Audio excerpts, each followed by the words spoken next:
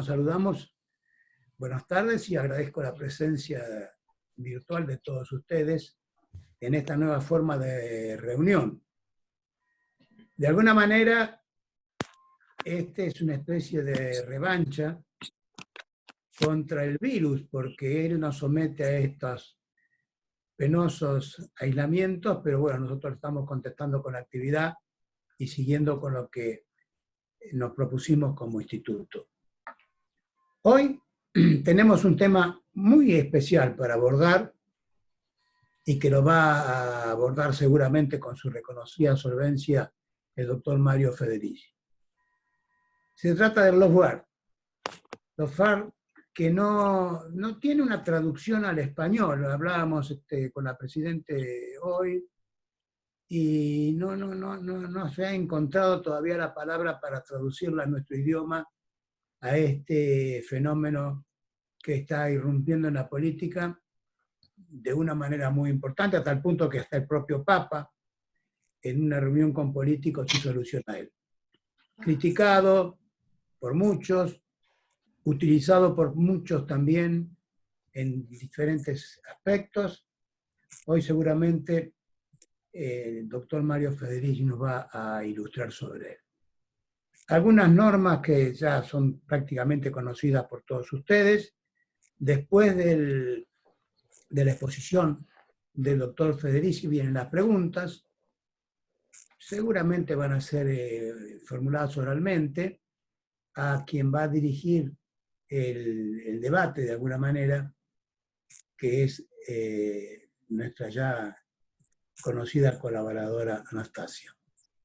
Luego del debate y de unas palabras de cierre, vamos a darle 10 minutos al profesor Martino, que quiere interiorizarnos acerca de las novedades que se han producido en el avance sobre los trabajos que estamos haciendo sobre el populismo. Así que esa será la última parte de la reunión.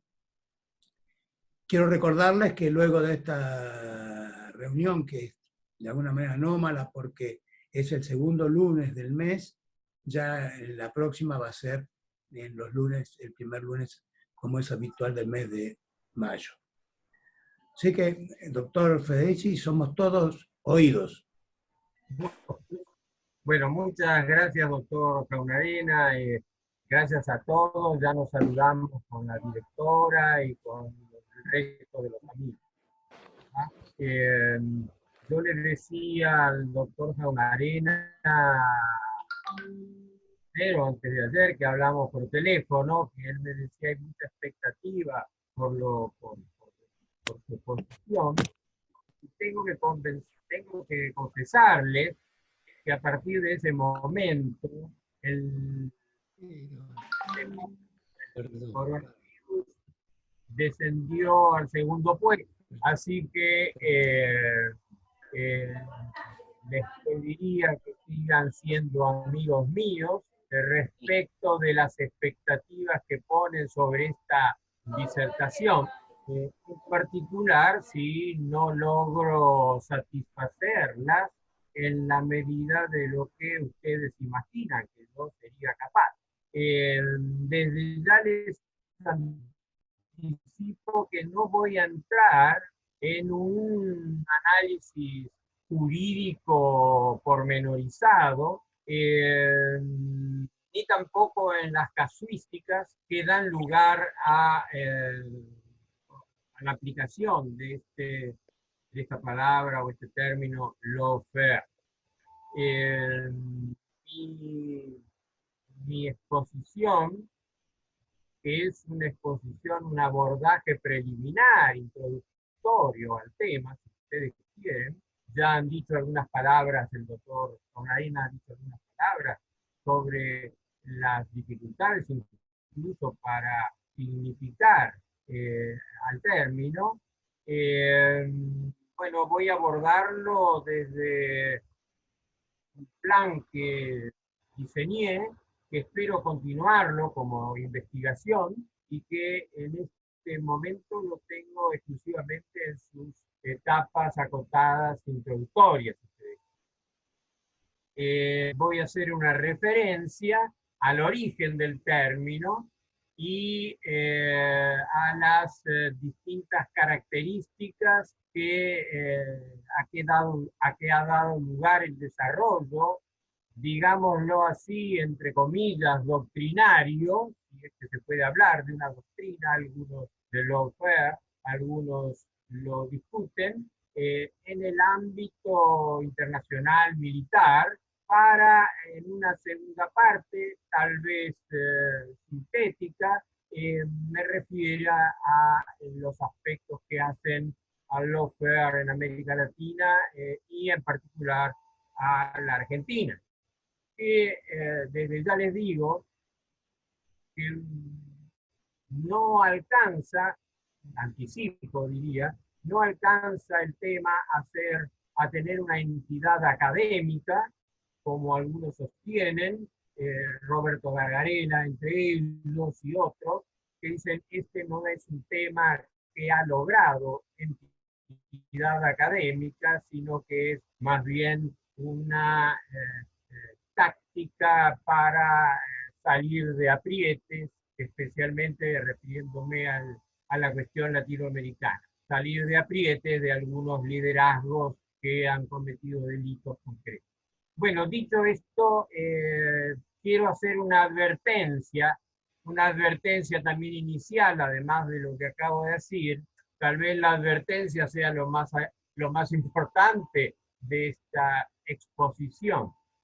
Esa advertencia es que con frecuencia, no siempre, pero con frecuencia, en las disertaciones así sobre un tema específico, el expositor recae en una especie de tentación ritual,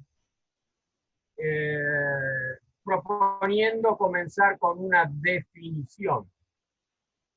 Recuerdo que muchos años atrás, cuando digo muchos, un profesor francés del Centro Nacional de la Investigación Científica en Francia, me advertía que existían dos tipos de disertaciones, las buenas y las malas. Claro, le digo, bueno, no me deje con la incógnita, explíqueme. Y me decía, mira, las disertaciones buenas, según él, son las que comienzan enunciando un problema y dejan a la audiencia en suspenso las respuestas a tales problemas, creando obviamente un interés en él. ¿Y cuáles son las malas?, le pregunté yo. Las malas, en cambio, salvo excepciones, me decía, eran las que comienzan con definiciones. Este profesor, Jean Arnaud, era un francés que practicaba la ironía ácida y recomendaba que si uno tenía la mala suerte de asistir a una disertación donde quien hablaba comenzaba con una definición, una vez que ésta terminara de enunciarse, entendía Arnaud que era el momento justo para retirarse. Él sostenía que las definiciones eran síntesis conclusivas, que por lo tanto, una vez dadas, todo lo demás era pura estrategia. Desde esta perspectiva, yo siempre pensé que Arnaud exageraba un poco, especialmente para convencer a sus pupilos de la École Thématique de la CNRS para que pusieran un poco de imaginación en sus trabajos, en sus disertaciones. Pero debo decir que con este tema yo caí en esa tentación ritual. Espero esconder un poco, pero no puedo evitar tener que introducirme en el tema a través de una definición que intentaré en lo sucesivo. De todas maneras, voy a tratar de camuflarla un poco, tal vez así de esa manera los confundo a ustedes, pero tomo en cuenta que son todos amigos y sabrán entender. Además de anticiparles lo anterior, les preaviso que la exposición no tiene por objeto un tema académico, por así decirlo, sino que versará sobre una palabra, lawfare, que es un neologismo inglés. Y estaba escuchando antes que el profesor... ¿Me están escuchando ustedes? ¿Me escuchan? Que me apareció un Sí, sí, lo cartel escuchamos, acá doctor. Y cerrá todos los de micrófonos. desconectado. Entonces, bueno, entonces me,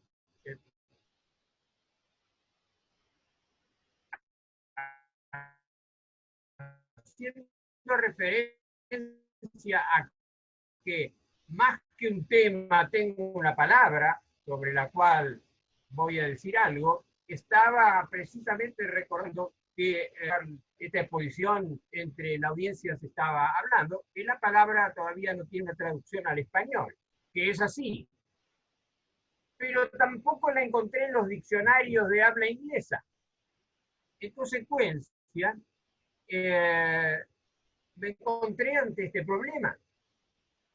Una palabra que ni siquiera todavía está en el diccionario de la lengua de la cual proviene, y una palabra no es un concepto, mucho menos un tema. Salvo en el idioma alemán, que las construcciones del idioma alemán son conceptos, en muchos casos. Ello me conduce, por lo tanto, a tener que optar por alguna definición de la palabra lawfare, algunas de las que se están usando. Y en consecuencia, el solo hecho de tener que seleccionar una definición ya me aproxima a un sesgo epistemológico o a una decisión, si ustedes quieren, epistemológica, que en última instancia, como toda decisión epistemológica, influye sobre las conclusiones. Siendo entonces advertidos de esta, mi exposición no deja de tener una intencionalidad, ya que la palabra misma, lawfare, tiene mucho de intencionalidad, al menos en ciertos sectores que conscientemente la utilizan dándole un mal empleo. Bueno, dicho todo esto, vamos al foco de lo que ustedes tuvieron el coraje de incorporarlo a la agenda. La palabra lawfare nace en el ámbito militar estadounidense en los inicios del siglo XX, del 2001 más precisamente.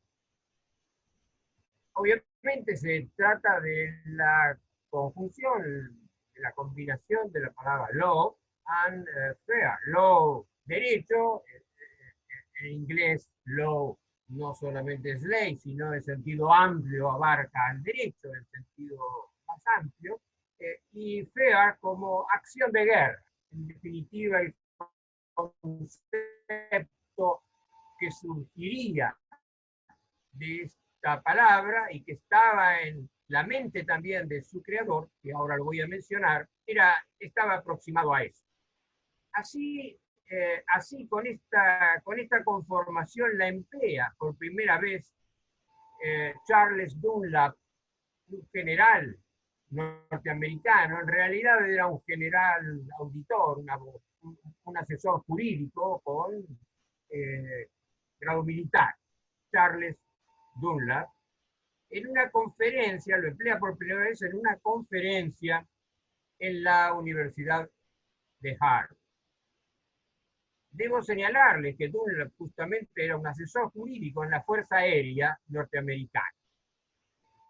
Y por lo tanto, él es el que lo emplea por primera vez, es el creador del término, el inventor, si ustedes quieren, del término, a quien le debemos, y su propósito fue el de concientizar en el ámbito militar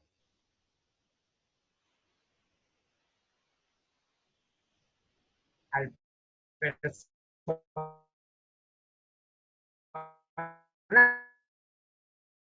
militar que dio en la Universidad de Harvard era precisamente en inglés Law and Military Intervention, 2 points, Preventing Humanitarian Values in the 21st Century Conflict.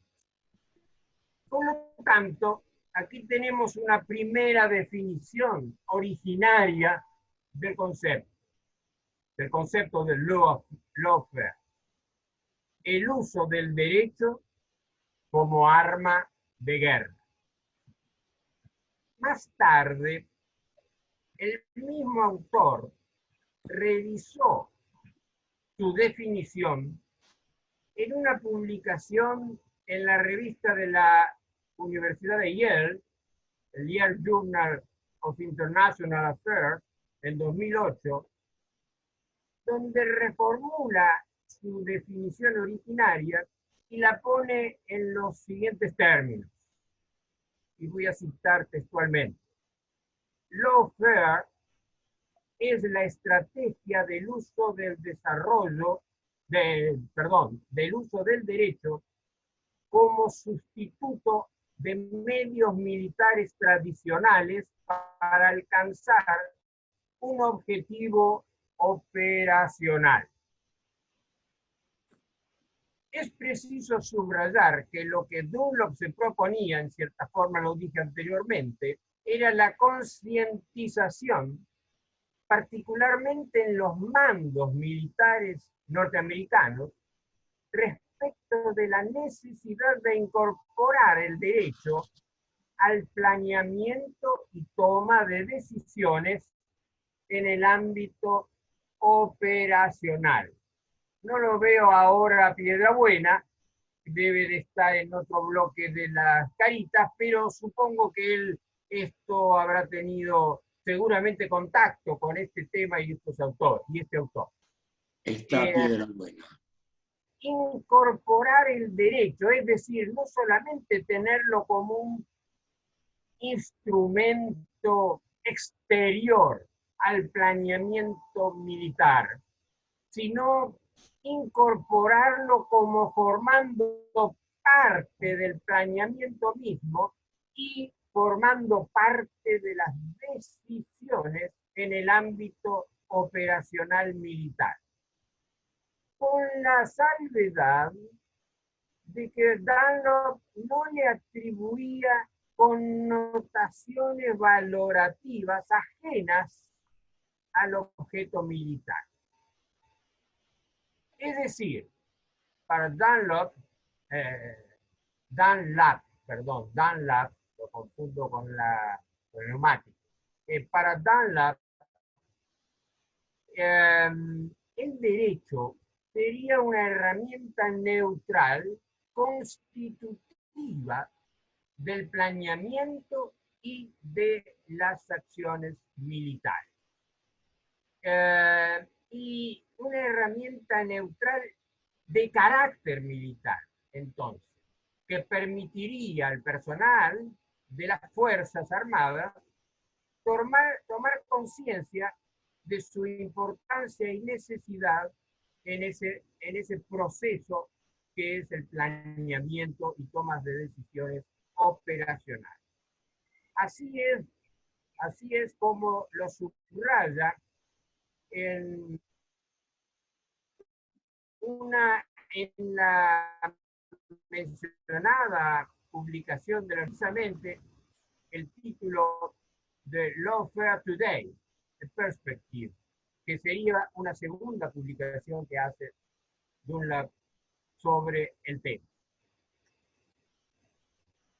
Cabe también subrayar que en la actualidad, a raíz de la difusión que la palabra lawfare va a tener desde que Dunlap la puso en marcha, en la actualidad ninguna operación militar, desde hace ya un tiempo, ninguna operación militar se desarrolla sin una sólida base jurídica que sustente y regule cada uno de los extremos que de ella pueden derivarse.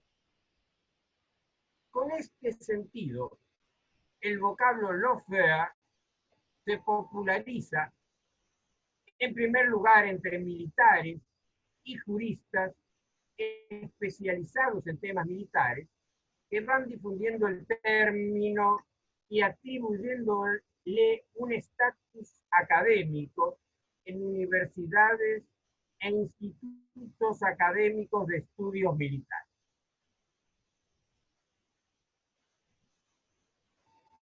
Esta es una parte de la cuestión que plantea el lawfare, sus orígenes. Sus orígenes en el ámbito militar y su incorporación, como dije anteriormente, su incorporación como elemento militar. Sin embargo, ulteriormente, la palabra lawfare va a trascender e ir más allá de los límites que le atribuyó este autor originariamente. Es así que comenzó a emplearse, unos pocos años más tarde, a emplearse desde diversas perspectivas que van a trascender lo jurídico-militar para acercarse más a la esfera de la política. En este sentido, nació hacia los años entre 2008 y 2010, no me recuerdo con exactitud el año, nace en Estados Unidos con sede en Nueva York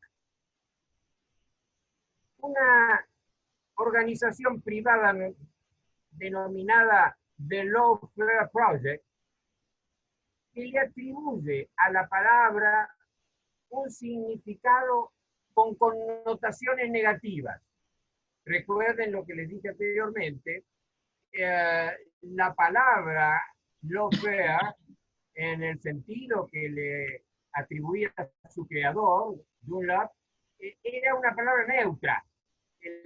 El derecho aplicado como arma, pero desde una perspectiva neutra, sin connotaciones en sí misma, como un arma más. En cambio acá, este grupo, el The Lawfare Project, le atribuye a la palabra un significado con connotaciones negativas y la describe de tal manera, y cito concretamente: se trata del abuso de las leyes y sistemas judiciales occidentales para perseguir fines estratégicos militares y políticos. Sostiene este grupo que el lawfare es esencialmente negativo y no aporta nada nuevo, ya que consiste en interponer demandas frívolas y engañosas, abusando de los procedimientos legales para intimidar y frustrar las acciones y propósitos de sus oponentes. En este sentido, el lawfare se plantea como un nuevo campo, ahora es un campo de batalla legal. Así aparece así va desarrollándose, mejor dicho, este neologismo que nace sin pretensiones iniciales más allá del campo militar y que pasa a ser objeto del debate en cuanto a su propia naturaleza y alcance. En tal sentido, entonces, la novedad que se produce con el lawfare es el empleo por grupos privados y organizaciones ajenas al sector militar y jurídico con iniciativas de orden político. Ciertamente, y acá pienso en voz alta, ciertamente no podía sorprender esta deriva política del derecho instrumentado para alcanzar objetivos en otros campos metajurídicos y metamilitares, provocando inexorablemente la juridización de aquello sobre lo cual se usa. Retornando al uso del derecho en el ámbito militar, podríamos agregar que no es nuevo el hecho que la relación entre derecho y guerra fue siempre muy estrecha. Incluso hasta podríamos remitirnos a la antigüedad. Y tenemos a mucho en el medioevo, tenemos también a muchos autores, especialmente teólogos, que se han referido a esta relación. Un poco más acá, incluso tenemos a Gross, quien se ocupó de este tema, e incluso su libro lo dedica específicamente a las cuestiones de la guerra y la paz. No nos olvidemos que Grocio fue un jurista y había sido contratado por una compañía holandesa a fin de poder defender la libertad de los mares que pretendía Holanda respecto de Portugal, que ofrecía resistencia al pasaje o a la navegación de los buques holandeses por las costas en donde Portugal, en su época de imperio y fortaleza naval, se oponía. Entonces, no es nuevo, decía, esta relación entre derecho y guerra, fue siempre muy estrecha, desde que toda acción militar decidida busca y requiere siempre una justificación suficiente para reconocerle legitimidad. El gran tema, con frecuencia dilemático, para los mandos militares en cualquier sistema moderno, fue siempre el de la armonización, de la eficacia en la decisión militar con la legitimidad de esa decisión. En realidad lo mismo sucede en política, y es lo que distingue, podríamos decir, a los gobiernos de un Estado de derecho de los que se caracterizan como tiranías, dictaduras, autocracias, etc. Es en este sentido que puede decirse que la doctrina jurídica militar norteamericana es la que desarrolla, al menos en ese ámbito, conceptualmente el lawfare en el sentido de plantear una concepción amplia de las operaciones militares. Y de esa manera las integra no solamente por los medios a las operaciones militares, no solamente las integra con o mediante los medios tradicionales de combate, sino también con otros recursos que coadyuven a la consecución del éxito de una operación militar legítima. No obstante ello, como vimos anteriormente, el término, al trascender lo estrictamente militar, el lawfare va a penetrar en la esfera de su uso político.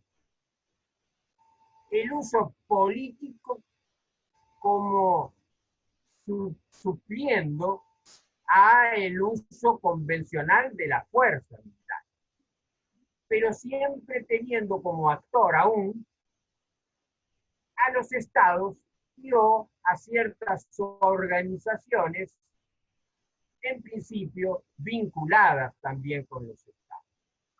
La casuística es muy grande, no tenemos tiempo acá para hacerla, enunciarlas en detalle, pero podremos mencionar el uso del derecho en conflictos de Israel con las autoridades palestinas, en donde Israel, como también las autoridades palestinas, con frecuencia ayudadas o conjuntamente con otras organizaciones no estatales, han desarrollado una intensa actividad de lawfare político en el entramado complejo, en este caso el entramado complejo del conflicto palestino. También podemos señalar a Rusia, quien aborda la cuestión jurídica utilizando el derecho, además de acciones convencionales, pero utilizando el derecho a raíz de los eventos de Crimea. China incluso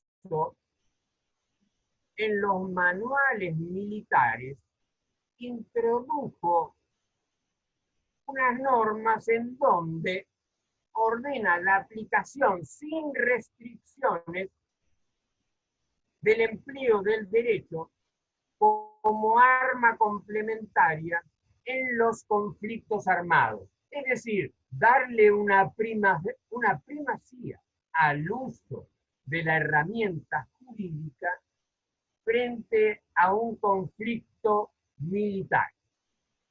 Aunque esa disposición tiene un segundo punto en donde dice, siempre y cuando el interés nacional no se vea comprometido.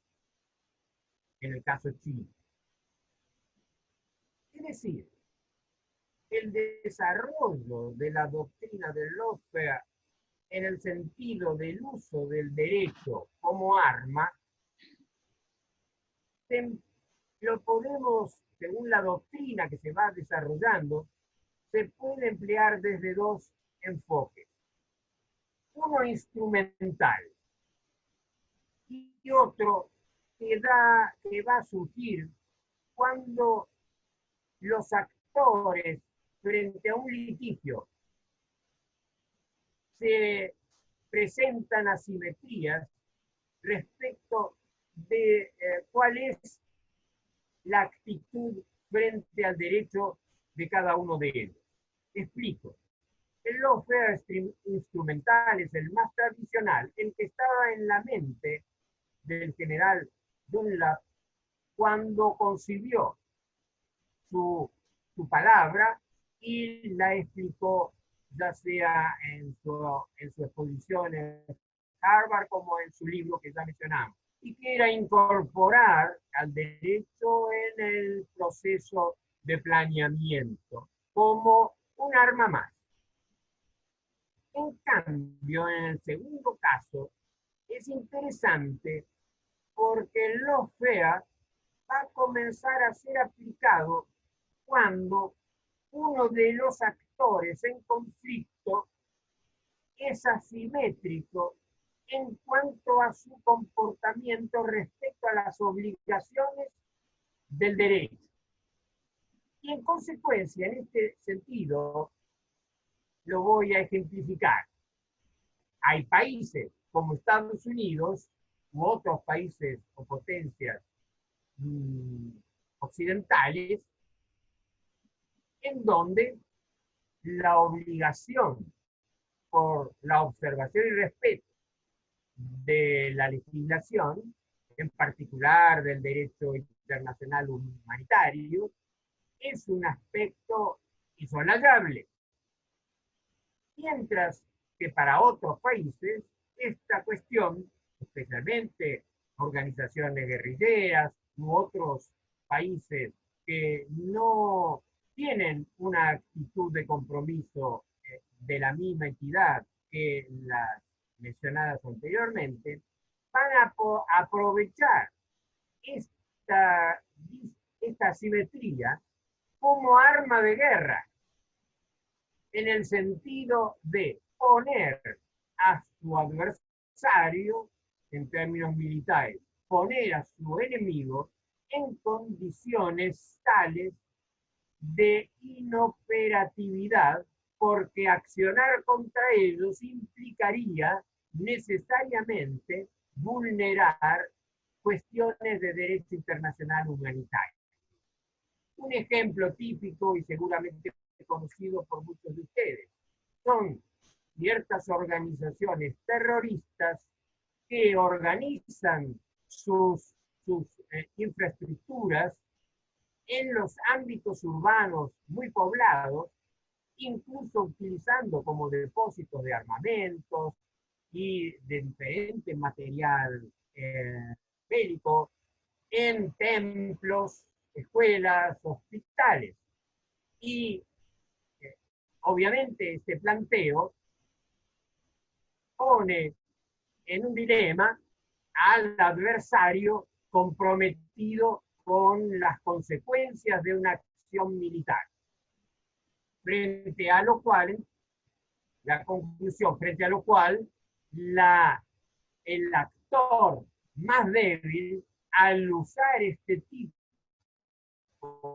de tácticas, está utilizando, está provocando, digamos, una restricción estratégica y táctica en respecto de sus enemigos. A esto se refiere esa segunda acepción con que se emplea la palabra lawfare, utilizar el derecho en el supuesto que es el actor actúe bélicamente frente a estas infraestructuras armadas intencionalmente para que el enemigo actúe contrariando en sus efectos, contrariando ciertas interpretaciones a la norma internacional, y acude en ese sentido a la justicia como arma bélica, como arma de guerra, para limitar o destruir o impedir la acción de su adversario. Desde estos enfoques, las acciones de lawfare pueden clasificarse también desde distintas perspectivas. Sea por el ámbito en el que actúan, nacional o internacional, sea por el tipo de normas o interpretación de normas, o sea específicamente por el tipo de actuación que llevan a cabo o a través de la cual se lleva a cabo el lawfare, estratégico, operacional, judicial. En este sentido de la actuación, el lawfare,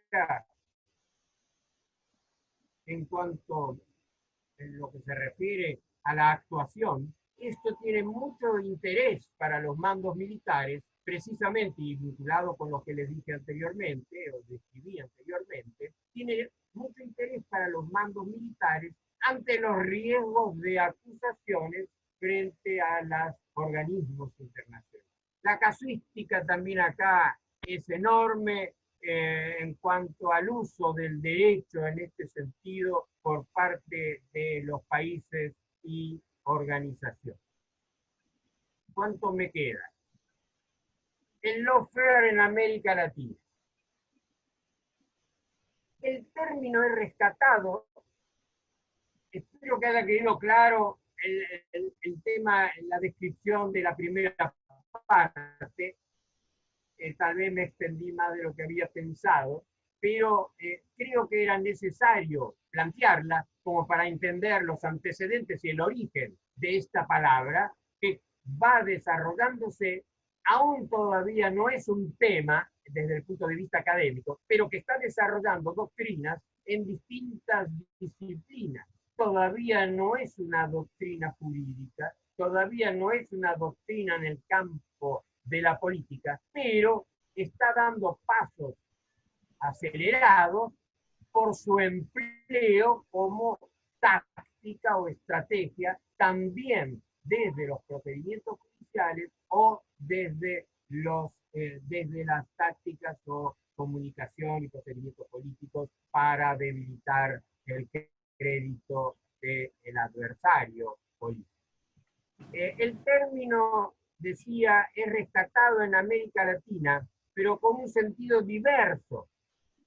La cuestión es novedosa y aparece con el tema de la corrupción, el abuso del derecho y el lavado, que van a disparar causas judiciales contra los gobiernos de los países que configuran este cinturón de izquierda, digamos, bolivariana, Venezuela, Ecuador, Bolivia, incluyendo incluso Argentina y Brasil, que es donde se han desatado, básicamente, se ha empleado esta cuestión del lawfare como táctica o estrategia de defensa por parte de aquellos que se han visto comprometidos en causas penales.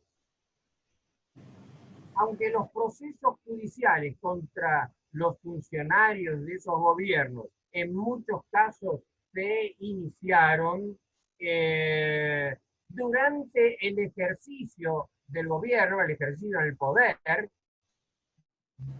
de esos mismos gobiernos, en muchos casos. Sin embargo, el empleo del lawfare como estrategia de defensa va a surgir cuando hay cambios en los gobiernos y estos pasan a ser, los anteriores pasan a ser oposición, pero una oposición debilitada ya por su rol de oposición, pero que se encuentra además con la carga de denuncias por los motivos que habíamos señalado antecedentemente, y que en consecuencia comienza así el uso en estos países del lawfare, un lawfare negativo, que se emplea como estrategia de defensa judicial, acusando a los gobiernos que los reemplazan o los sustituyen de emplear combinadamente el derecho con denuncias falsas en una alianza política con el Poder Judicial y la prensa concentrada, vinculada con la defensa de intereses corporativos y contra la legislación social que aquellos habían sancionado. Este es más o menos el argumento que nosotros lo podemos visualizar y que fue explícitamente descrito por la expresidenta Cristina Kirchner como guerra jurídica incluso del gobierno de Macri contra el gobierno anterior y los funcionarios de Cristina Fernández de Kirchner. Cristina Fernández lo explicitó también en la oportunidad de su audiencia indagatoria ante el tribunal federal, que la convocó, en donde hizo mención concretamente a la palabra. Si esto no es lawfare, así lo expresó. Ahora bien, dicho esto, a lo cual yo en uno de los capítulos del trabajo más extenso que estoy viendo, lo había o lo titulé provisoriamente el lawfare como construcción de un relato al servicio de la impunidad. Dicho esto, y ante la falta de una teoría, de una doctrina que lo sustente, comienzan a verse algunos esfuerzos en construirla. Esfuerzos que, a mi entender, son muy débiles y en algunos casos delirantes. No voy a nombrar, no voy a dedicarle mucho tiempo a la teoría de uno de los abogados del kirchnerismo, el doctor Rusconi, porque es absolutamente irrelevante, pero no obstante, la introduce a través de esa teoría de los actores de alianzas entre gobierno de Macri, poder judicial y prensa concentrada.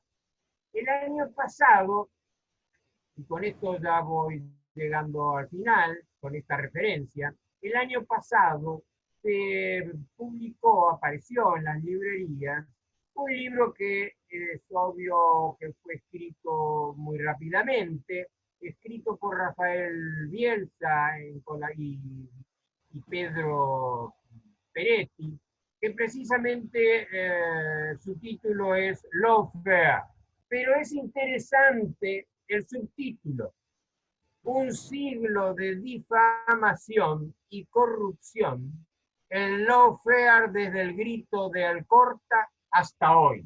Este es un subtítulo complejo que nos está diciendo ya no poco respecto de la intencionalidad de este libro, más que intencionalidad política de defensa de la impunidad, más que el de construcción de un sustento teórico del lawfare en el ámbito de la defensa judicial.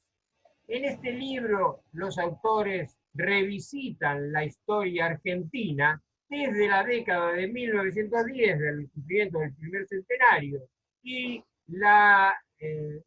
el segundo centenario. En la tapa misma del libro es revelador, ya que en esa tapa aparece este subtítulo que les decía, pero más explícitamente, porque dice, desde el primer centenario hasta el lawfare, guerra judicial mediática, desde el primer centenario hasta Cristina Fernández de Kirchner.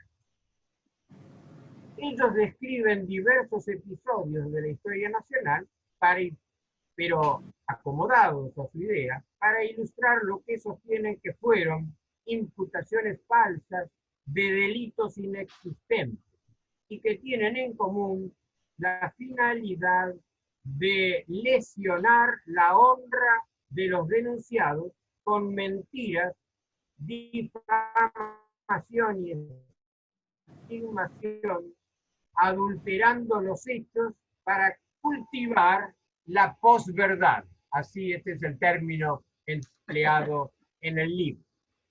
Bueno, creo que ya me estoy excediendo del tema. Podría que me pasé de los 15, 20 minutos que le había anticipado al director del instituto y también a Antonio. Diría sí, que para ponerle un broche final a esta exposición, que el lawfare en Argentina en estos momentos no es sino una táctica judicial para defender a un puñado de personas y no una teoría general, una teoría de aplicación general en el ámbito jurídico. Bueno, acá me paro porque el tema da para discutirlo, para hablar, etc. Espero no haber decepcionado excesivamente. Sé que los decepciono, pero que no haya sido excesivamente. En tal caso, tengan piedad de este pobre así miembro del instituto confinado y cumpliendo a rajatabla con los el orden cerrado, como se decía en otra época, el orden cerrado de que nos supone este virus antipático. Bueno, muchas gracias por haber tenido la paciencia en escuchar. Muchas gracias, doctor. Como usted mismo lo dijo y en su rica exposición, este es un tema tan apasionante que seguramente vamos a volver. Ahora dejamos abierto a las preguntas. Les recomiendo a los que vayan a realizar los interrogantes que sean concretos, puntuales, de tal manera de que sea ágil el sistema y sea productivo. Muchas gracias.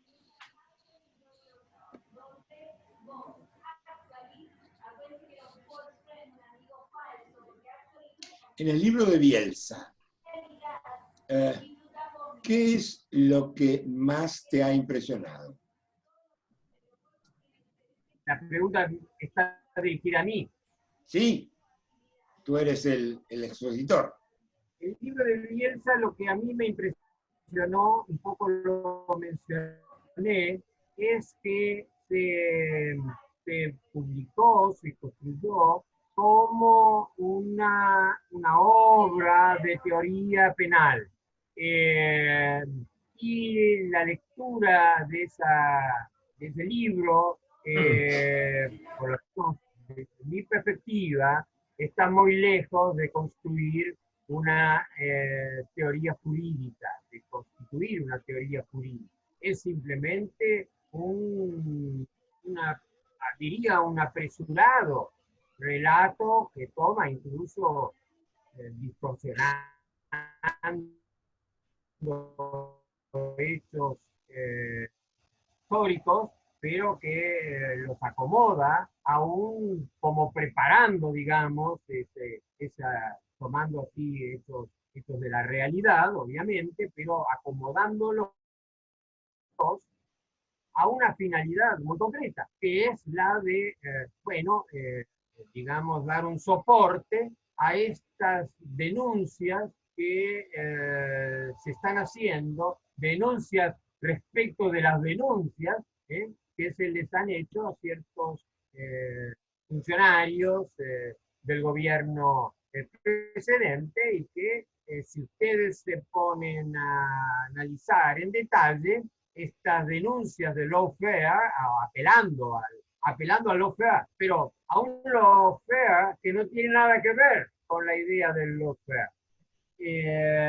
Incluso contrariamente a lo que el principio del lawfare propone. Pero, digamos, apelando a una mera estigmatización del denunciante, pero no atacan a los argumentos existentes en las causas judiciales.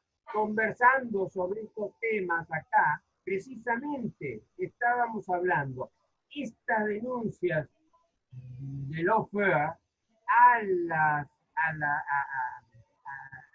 que vienen desde ciertos sectores políticos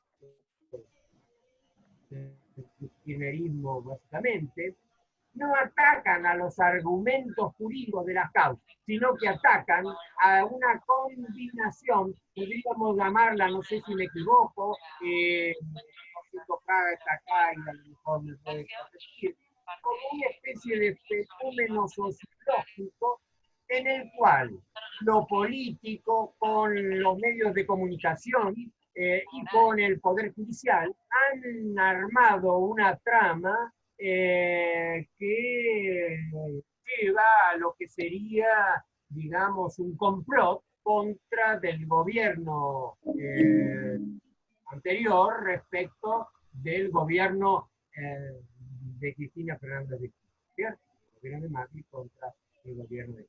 Es decir, un fenómeno complejo, más diría que tiene que ver político-sociológico, sociología política, sería en donde los medios de comunicación con el Poder Judicial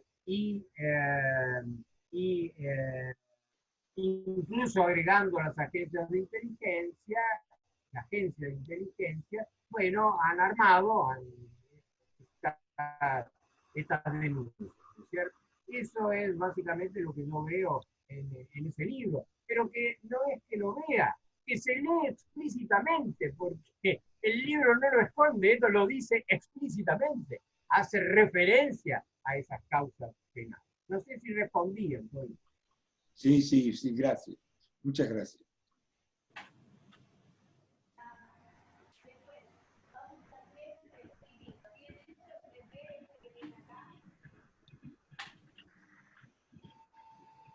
Yo estaría interesado en saber qué dice nuestro director, sabiendo que él es su trayectoria en el ámbito de defensa, también está Rosendo Fraga, también en el ámbito militar, sus conocimientos que seguramente exceden esta especie de síntesis que no obstante se me alargó más de lo que había previsto, que yo hice en esta oportunidad.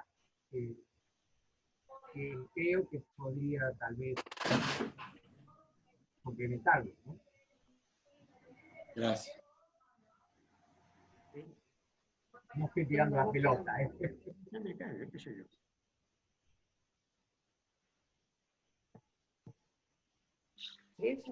Hola, Fraga.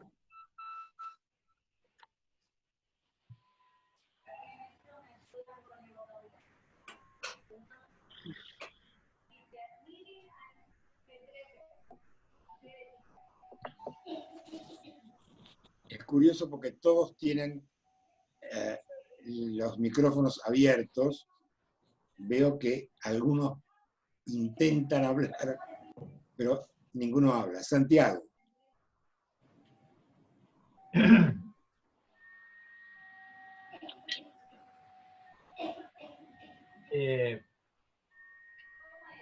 Mario, lo mío no es una pregunta, sino felicitarte por tan brillante exposición, donde has dejado en claro que la relación entre derecho y política ha estado presente a lo largo de toda la historia, al menos dentro del mundo occidental. Esto tiene que ver también con la relación de política y ética, que también ha estado siempre presente.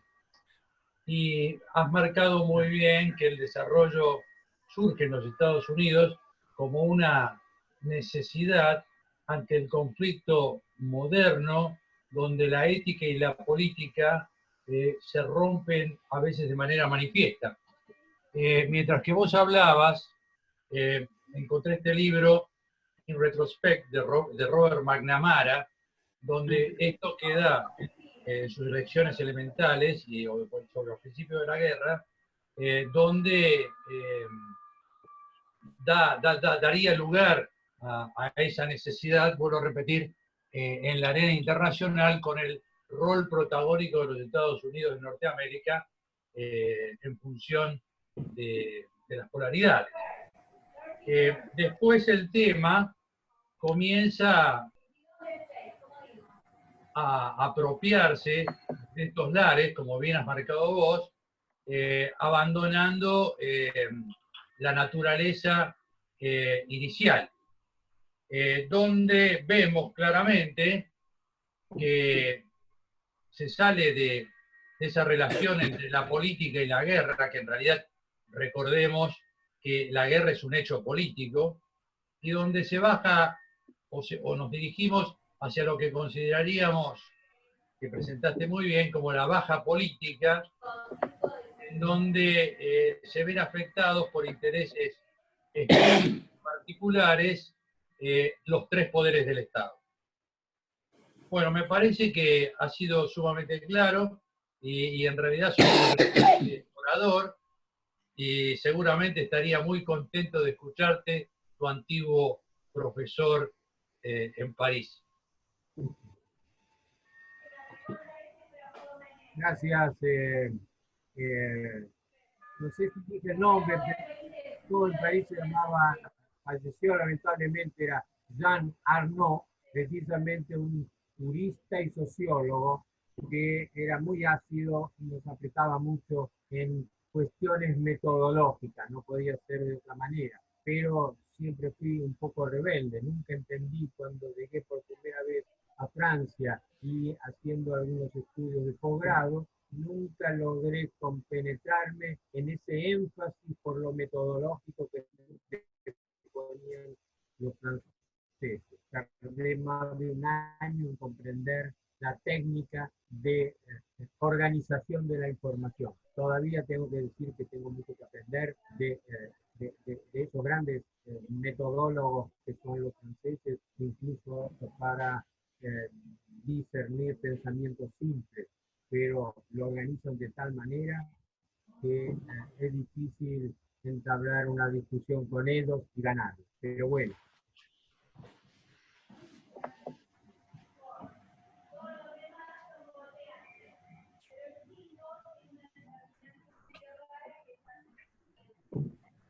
Doctor Fraga, ¿usted quería hacer un comentario? Sí, muchas gracias. Primero, felicitar al expositor por su fundamentada y profunda exposición. Mi comentario, ¿no es cierto?, va al punto político de la aplicación del llamado lawfare en América Latina.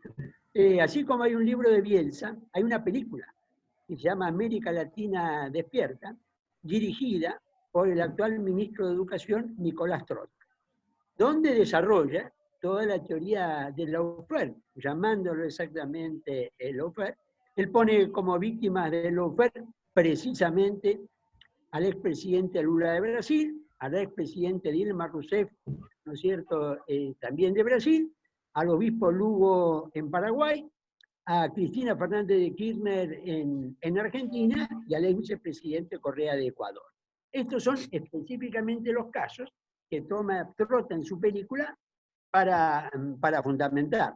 Yo agregaría sobre esto, ¿no es cierto?, del otro lado.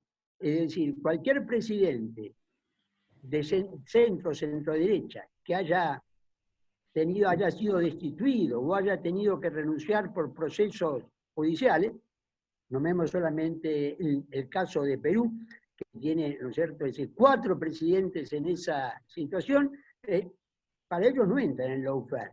Hay una cantidad de presidentes en América Central, una decena, que tampoco entran en el lawfare porque no pertenecen a esa tendencia. Me parece que ante todo, y voy a la opinión del expositor, que los casos que plantean como lawfare es lo que básicamente plantea la visión ideológica. Cualquier caso que no pertenezca a esa corriente ideológica, populista o de centro izquierda, como la querramos llamar, no es lawfare. El presidente Kuczynski en Perú, por ejemplo. Bueno, el presidente fue destituido por una causa de corrupción, fue el Parlamento, hubo denuncia judicial, caería exactamente en el concepto teórico del lawfare, pero no entra en la evaluación política que hacen los impulsores del lawfare. Muchas gracias. Gracias.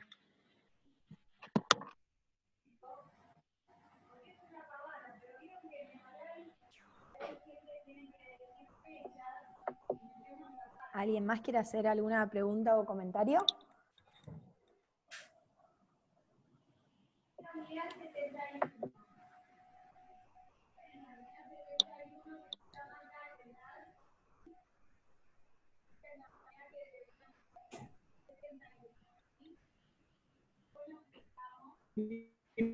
Nadie más, ¿no? Precisamente,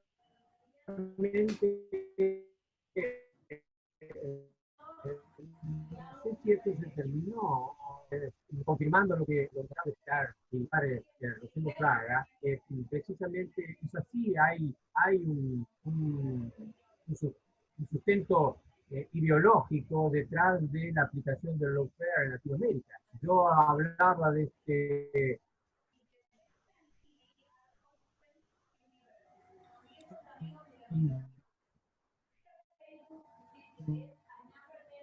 Doctor Federici, no lo estamos escuchando porque creo que tiene una conexión débil de internet. Tiene una mala conexión.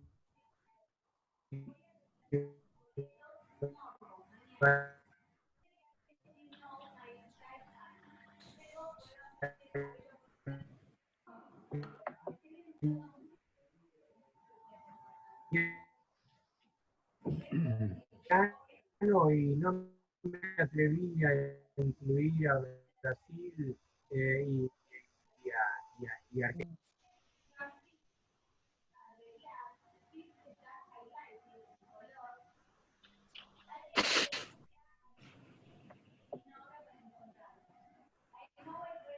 Parece que hay algunos problemas, ¿verdad? No sé si de banda, de red, no sé de qué. Sí, él tiene problemas en la red. Sí, ya lo verificamos esta tarde.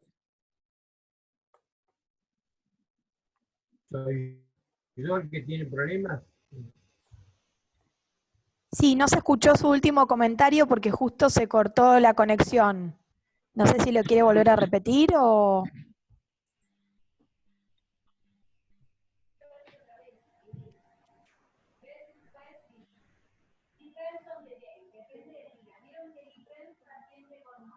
¿Usted nos escucha? Bueno, no, simplemente confirmada América, que conforman una especie de combinación para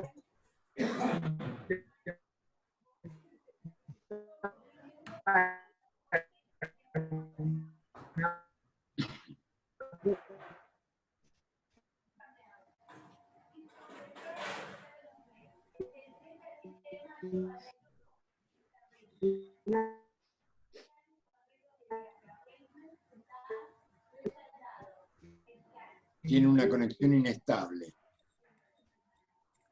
Bueno, ahora le aviso. No sé si usted quería hablar, doctor Martino, o... ¿Esperamos? Si el, líderes políticos. si el presidente me autoriza, Sí, estamos con alguna dificultad en la audición, sí, pero me parece oportuno que usted nos cuente lo que tiene que contarnos. Así que bueno, vamos a intentar mejorarlo y además de ello, agradecerle nuevamente al expositor porque ha sido brillante la exposición. Me queda la preocupación de que este tipo de institutos mal utilizados pueden producir un deterioro en las instituciones de la democracia. Pero adelante, profesor.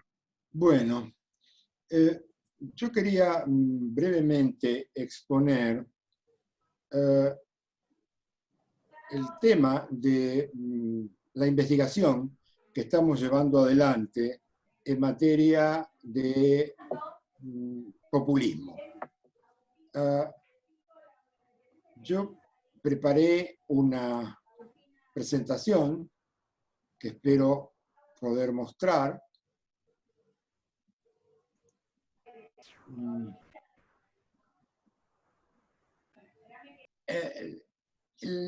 La investigación es una investigación que se hace en dos países, en Argentina y en Italia.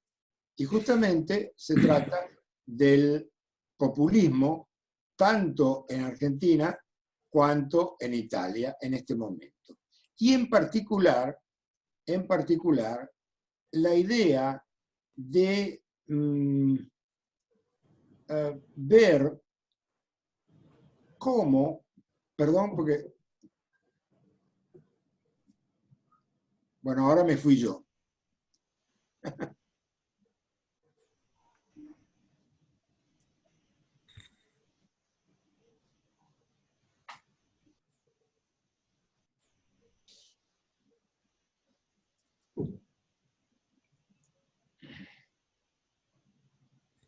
Nosotros lo vemos y lo escuchamos, ¿eh? ¿Ah, sí? Sí, sí, sí. Perfecto. No, porque yo lo que quería era poner una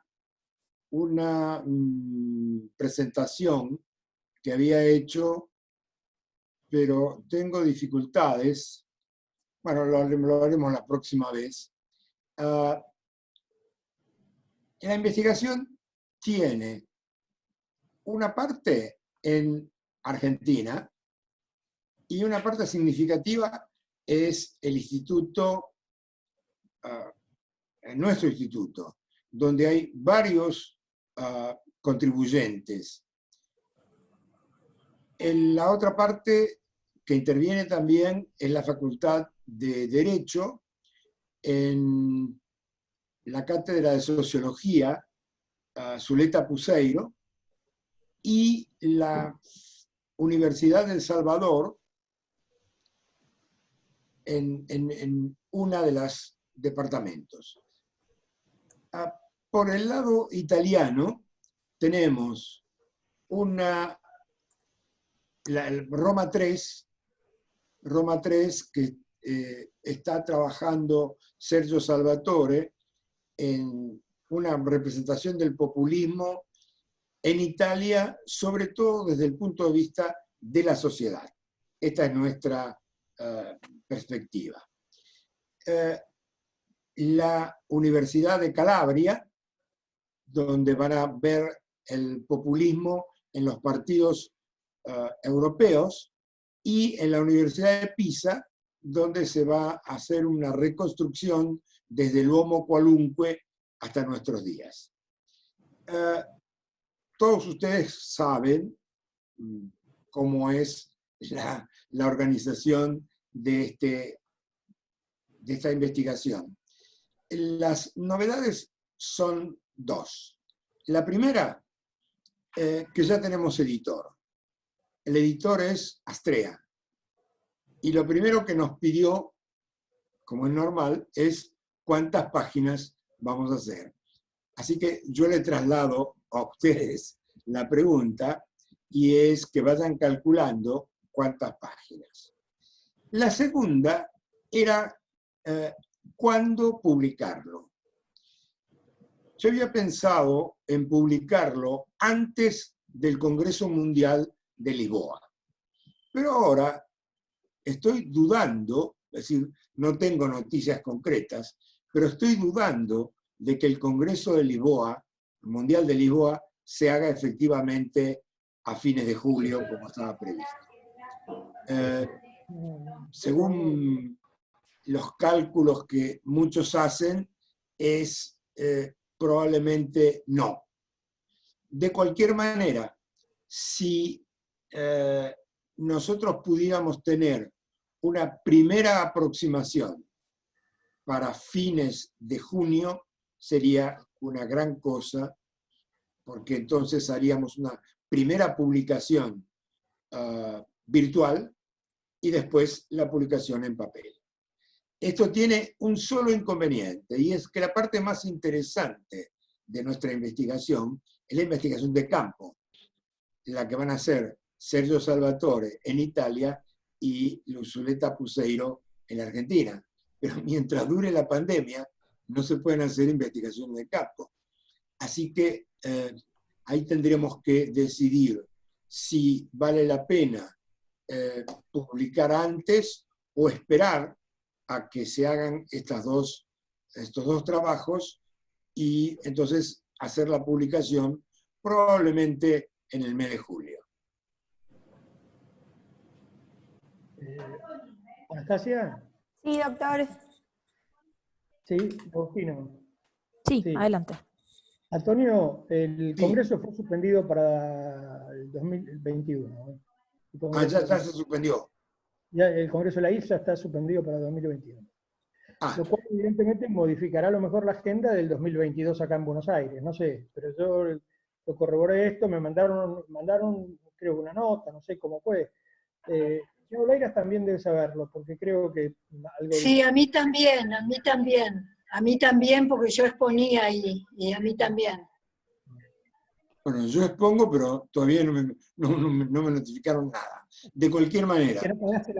No pagaste la cuota. No, Sí, pagué la cuota, contrariamente a cuanto sostienes, pagué la cuota y por 2 años. Pero bueno, mejor. Si hay una postergación, mejor, porque entonces esperamos, es decir, seguimos trabajando, porque el tema que comenzó como una inquietud teórica, ahora tiene una importancia enorme, porque los populismos de derecha están haciendo estragos en Europa y los de izquierda están insinuándose en América Latina. Y no solamente. hay muchos continentes que están atenazados por el populismo. Creo que se volvió un tema ahora ya mucho más que teórico, también de importancia práctica, así que me parece bien que sigamos investigando y prolonguemos un poco la publicación hasta tanto tengamos los trabajos de campo, si a ustedes les parece bien. De acuerdo, yo estoy de acuerdo. Gracias. Muy bien. Estoy de acuerdo, doctor, profesor, con lo que usted ha dicho, en el sentido de la postergación. Y quiero además públicamente agradecerle todo lo que ha contribuido para que esta reunión tenga el resultado que ha tenido. Muchas gracias. Gracias a ustedes. Yo me ocupo de esto desde 1986, cuando dirigía un instituto en el Consejo Nacional de Investigaciones italiano. Esto para mí es pane quotidium. Por lo tanto, yo colaboro con todos los que lo necesiten, porque lo vengo haciendo desde hace muchísimos años. Vamos a seguir contando con usted. Gracias. Gracias.